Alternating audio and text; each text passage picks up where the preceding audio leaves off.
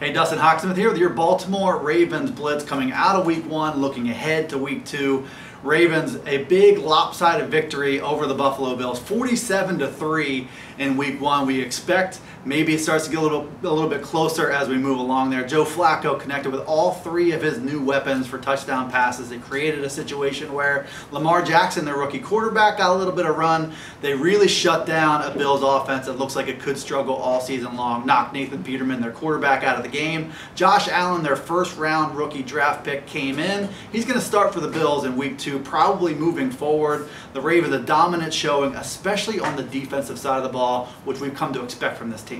All right, as we take a look at this graphic here, Ravens, Bengals, side by side, the going certainly gets a little tougher for the Ravens going into week 2. It's a Bengals team that they know well. These are physical, tough confrontations from the AFC North, the AFC North opener for both of these teams. Cincinnati 1-0 as well. They held off Indianapolis on the road. 34-23 was the final. Joe Mixon, their second-year running back, a lot of people have high expectations for him. 149 total yards and a touchdown in that game. A.J. Green, John Ross also caught touchdown passes from Andy Dalton. Bengals defense, they withstood 53 pass attempts from Andrew Luck, the talented Colts quarterback, and came out the other side with a win. Joe Flacco will look to test these guys through the air again and continue some of that momentum coming out of week 1. All right, now you see some of the basic information in this game. Point spread, Ravens a slight favorite in this contest Thursday night. I got 3 matchups for you to watch within the matchup here. Number 1, the Ravens running game trying to get on track against a really good, tough Cincinnati front seven. Alex Collins didn't get a lot of work in week 1. Buck Allen looks like he'll absorb a little bit more work with Kenneth Dixon, expected to miss a few games. How do they get the chains moving against this Bengals defense? It's both of their DNA to want to stop the run and establish the run. So who wins that showdown could go a long way in proving who wins this game. I think the defensive line play of the Baltimore Ravens trying to slow down Joe Mixon, who comes off a big week. The Ravens have always hung their hat on slowing down the run. We'll see if they can do that against this Bengals run game. A couple new starters on that Bengals offensive line gives them some optimism as well.